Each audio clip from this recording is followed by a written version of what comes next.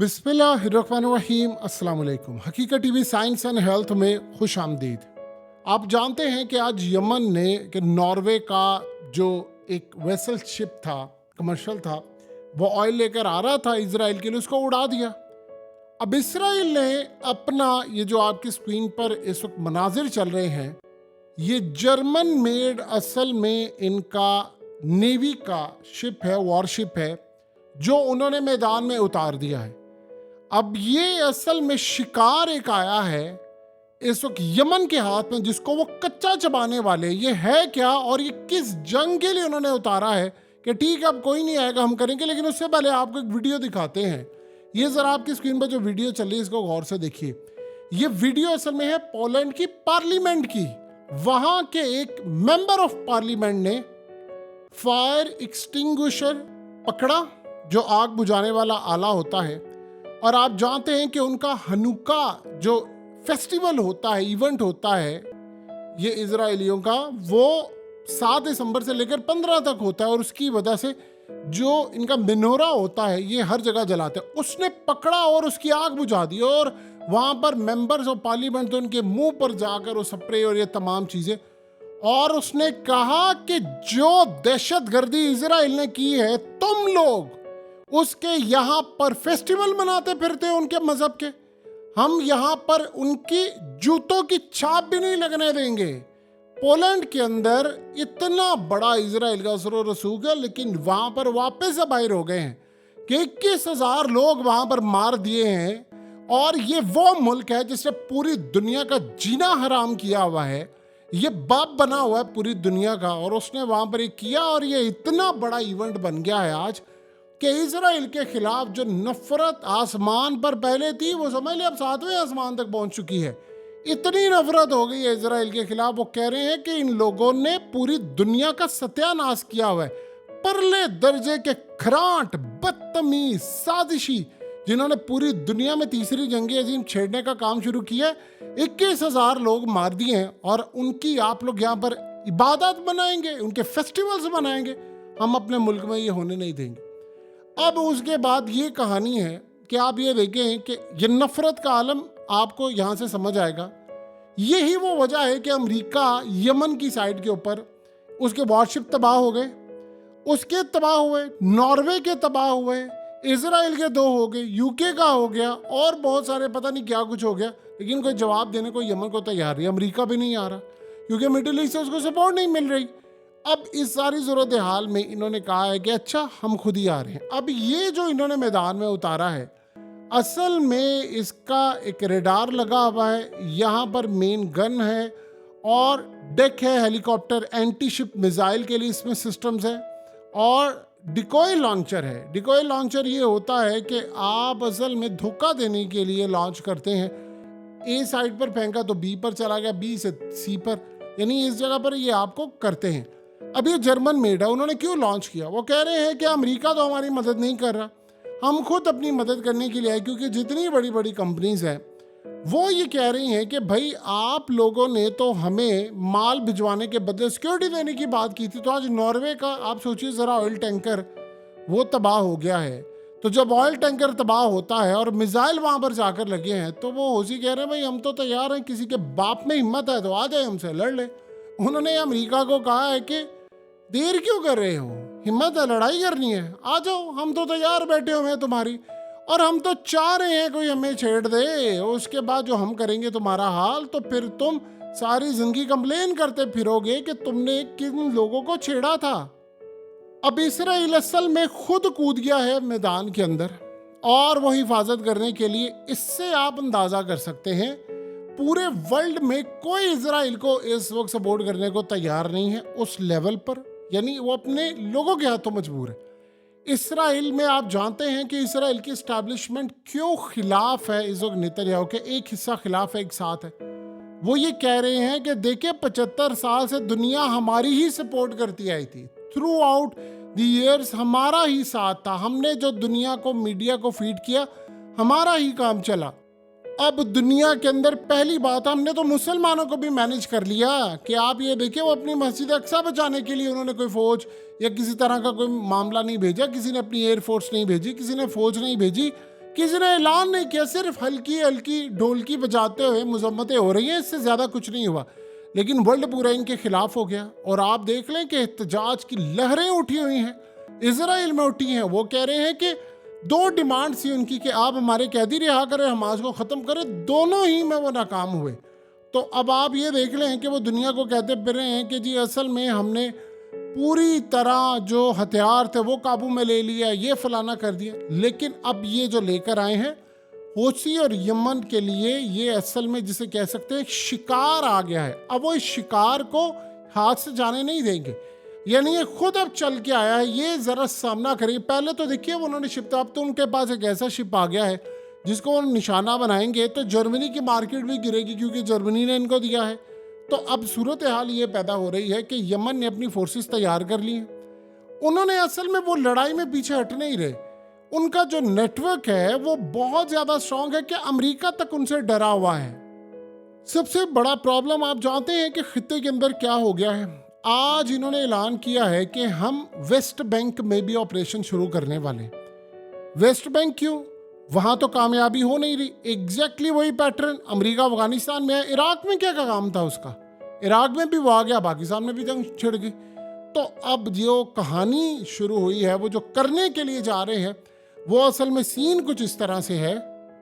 दुनिया को वो ये बता रहे हैं कि देखें हमास हमसे मैनेज इसलिए नहीं हो पाई क्योंकि वो असल में क्रिप्टो करेंसी के अंदर ट्रेडिंग कर रहे हैं। उनके सारे जो एसेट्स हैं और दुनिया जो उनको सपोर्ट करती है वो क्रिप्टो करेंसी के अंदर करती है, वो वहीं से पैसे देते हैं।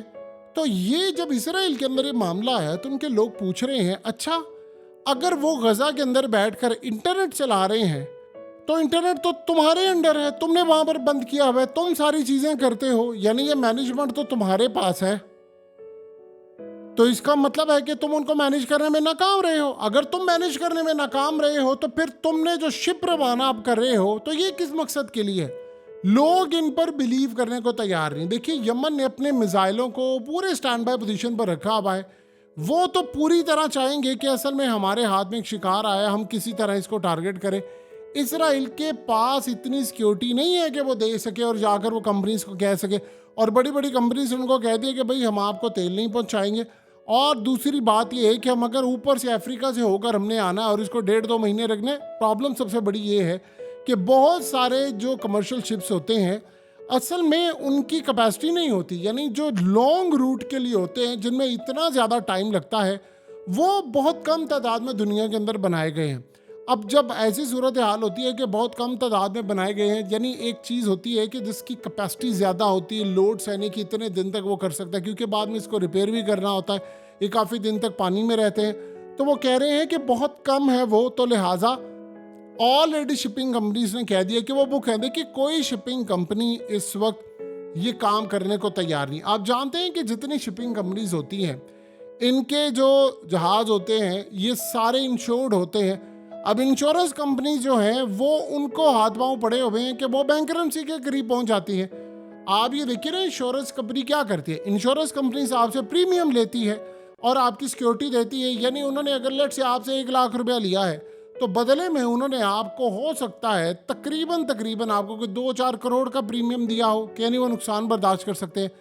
ये इस तरह की सूरत है। हालांकि आपका एक नुकसान हुआ, उनका बड़ा नुकसान हो जाता है, क्योंकि उन्होंने पैसे लेकर आगे इन्वेस्ट करके बड़े प्रोजेक्ट से आपको निकाल कर आपको फ़ायदा देना होता है। इनके लिए सबसे बड़ा इशू ये खड़ा हुआ है कि ये मैदान में उतर गए हैं और ये उनको कह रहे हैं कि हम आपको टारगेट करने के लिए जा रहे हैं, यानी यमनियों को कह रहे हैं। यमन के पास टेक्नोलॉजी का लेवल ये आ चुका है कि आज जब नॉर्वे का शिप उन्होंने तबाह किया जो ऑयल टैंकर था, तो सबसे बड़ी बात यह है कि जो अमेरिका का डिफेंस सिस्टम था उसने उनके जो मिसाइल आ रहे थे उनको डिटेक्ट ही नहीं कर पाया। आप अगर मिसाइलों को नहीं पकड़ पाएंगे तो आप बताइए आप सिक्योरिटी क्या देंगे खित्ते के अंदर?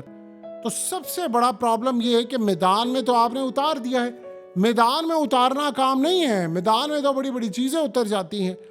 असल में इस वक्त अमेरिका नेविगेट कर रहा है, अमेरिका इस चीज़ को एनालाइज भी कर रहा है कि टेक्नोलॉजी कौन सी है यमन के पास, कि हमारे पास इस वक्त सूरत हाल ख़राब होती जा रही है कि हम अपने वॉरशिप लेकर जा रहे हैं।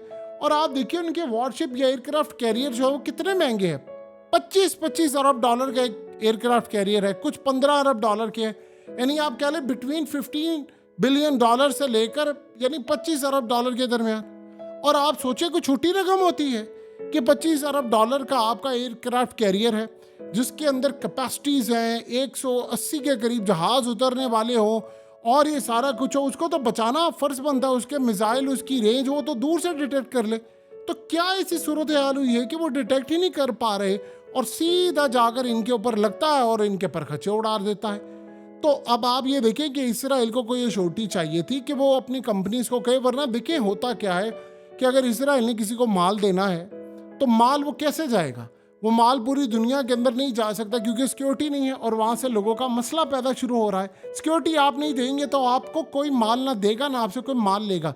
देखिए, जिन लोगों ने इसराइल से माल बनवाना है, कंटेनर्स मंगवाने हैं, वो इसराइल की जगह कोई और बायर जो है वो फाइंड आउट करेंगे, वो कहेंगे कि, या फिर और कोई सेलर जो है वो भी देखेंगे। यानी बायर और सेलर दोनों अपने अपने लिहाज से देखेंगे कि हमारे पास अपॉर्चुनिटीज़ क्या है। तो इसराइल के लिए तो इस वक्त सबसे बड़ा मसला यही बना हुआ है कि वो समझ ही नहीं पा रहे इस बात को कि हमें अब करना क्या है। देखिए, मिलिट्री का जो सबसे बड़ा प्रॉब्लम ये आया है कि उनकी इन्वेस्टिगेशन शुरू हो चुकी है और वो 7 अक्टूबर से लेकर अब तक है। उनमें 2 तरह की इन्वेस्टिगेशन जारी है। एक तो वो कह रहे हैं कि आपने हमला रोका क्यों नहीं, एक ये चीज़, इंटेलिजेंस रिपोर्ट थी क्यों नहीं किया गया। और फिर नेतन्याहू ने जो वार क्राइम्स कर दिए हैं, इतने ज़्यादा कर दिए हैं कि लोग मारे गए हैं, रिजल्ट्स नहीं आ रहा। और सबसे बड़ी बात यह है कि आपके पास अगर इतनी एडवांस इक्विपमेंट है, इतने आपके पास मिलिट्री के पास टेक्नोलॉजी है, तो अभी तक आप हमास को मारने में कामयाब क्यों नहीं हो पाए। और मज़े की बात यह है कि अमेरिका और इसराइल की रिपोर्ट मीडिया के ऊपर है। वो कह रहे हैं कि हमें ज़राए से ये पता ये चला है कि अभी तक इसराइल की फोर्सेस ग्राउंड पर रिपोर्ट ये दे रही हैं कि हमें तकरीबन अगर ये मीडिया पर 2 महीने कह रहे हैं, वो कह रहे हैं 1 साल का अरसा चाहिए कि हम हमास से इसी तरह लड़ाई करते रहें। आप बताइए कि अगर आप इतनी देर तक लड़ाई करेंगे तो आप जीत पाएंगे? $100 अरब के करीब तो अगले 10-12 दिनों में आपका पूरा नुकसान होने वाला है। बायकॉट की मुहिम चल रही है। कैदियों के, असल में आज कैदियों के तबादले की दोबारा बातचीत शुरू हो गई है। वो बहुत ज़्यादा इन पर प्रेशर दे रहे हैं और हमास की चालाकी देखिए कि वो इतने ज़्यादा चालाक हैं कि वो इस डील करते हैं कि जी हमें एक के बदले ये चाहिए। उन्होंने अपना एक बंदा रिहा करवाना है, बहुत अहम बंदा रिहा करवाना है जो इजराइल की जेलों में कैद है। और इस दफ़ा कुछ शराइत बड़ी अजीबो गरीब आ रही है। अभी इसराइल उसको मान नहीं रहा। वो कह रहे हैं कि सारे आपकी जेल में जितने कैदी हैं सबको आपने रिहा करना है। और ये वो अब सूरत हाल सामने लेकर आ रहे हैं कि आपकी जेलों में जितने कैदी हैं वो सारे के सारे आप रिहा करेंगे। अगर ये सूरत हाल हो सकती है तो बस फिर आप एक बात अच्छी तरह समझ लीजिए कि इजराइल के लिए बुरे दिन आ चुके हैं। वो ये काम नहीं कर पाएगा। और सबसे बड़ी बात यह है कि अब इसराइल की जो पोर्ट्स हैं वो असल में इस वक्त बिल्कुल एक वीरान, जिसे कहते हैं घोस्ट टाउन टाइप सूरत हाल हो जाती है। भूतों का, जहाँ पर जिसे कहते हैं कि यानी आम रूटीन में आप देखिए भूतों का बंगला आपने सुना होगा, उनकी जो पोर्ट्स हैं भूतों की पोर्ट्स बन चुकी है। शिप्स नहीं आ रहे। हर कंपनी से इस वक्त सूरत हाल, कुछ तो बहुत सारी है जिनको इन्होंने कहा है कि आप अफ्रीका से रूट लेकर आए। जाहिर सी बात है, देखिए बड़े बड़े जो कंटेनर्स होते हैं वो आपने ये भी तो देखना है कि आपके पास अवेलेबिलिटी कितनी है।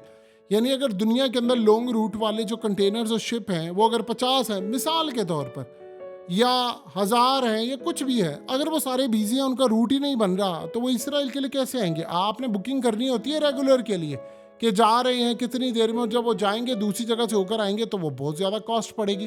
तो इसराइल तो अब वो दूसरा मसला ये है कि उनके जो आम लोग हैं, बिजनेस वहाँ पर हो नहीं रहा। देखिए, अगर 2 लाख के करीब उनका बंदा जॉब छोड़ चुका है इसराइल के अंदर, तो इसका मतलब है कारोबार नहीं हो रहा। 57,000 कंपनीज कह रही है कि अगर ये जंग चलती रही कुछ महीने तक तो वो सारी बैंकरप्ट हो जाएंगी इसराइल के अंदर। तो कैसे आपका मामला चलेगा? ये सूरत हाल इसराइल के लिए बिल्कुल भी फ़ायदे की नहीं है। हालात ख़राब हैं, मामलात काफ़ी ख़राब हैं और अब उन्होंने अपना वॉरशिप लेकर आ गए हैं। अगर इसको मार दिया यमन ने किसी भी तरह, तो आप ये समझ लीजिए कि देखिए इनको नेवल का कोई तजर्बा नहीं है इसराइल को। इन्होंने कोई जंगें नहीं लड़ी हुई पानियों के अंदर। ग्राउंड के ऊपर जो जंगें लड़े हैं वो तो आपने सूरत हाल देख लिया। लेकिन अगर ये किसी भी तर्ज पर ऐसी जंगें इन्होंने लड़ना शुरू कर दी और रिजल्ट्स इनके खिलाफ आ रहे हैं, तो बस फिर आप ये समझ लें कि इसराइल के साथ अगर लेबनान ने जंग शुरू कर दी तो उन्होंने कहना ये तो इतनी कमज़ोर फौज है, हम इनसे गोलान हाइट्स पुराने इलाके सारा कुछ वापस लेंगे। तो ये इसराइल के लिए अब सेटबैक बना हुआ है। देखते हैं कितनी देर तक इसका ये वारशिप रहता है और कब ये तबाही का मनाजिर का एक सिलसिला जो है वो जो चल पड़ा है वो आपको देखने को मिलता है। हकीकत टीवी साइंस एंड हेल्थ की इस वीडियो के नीचे कमेंट ज़रूर कीजिए, अपनी राय का इजहार ज़रूर करें और इस वीडियो को हर जगह शेयर करते हुए चैनल को सब्सक्राइब ज़रूर करें।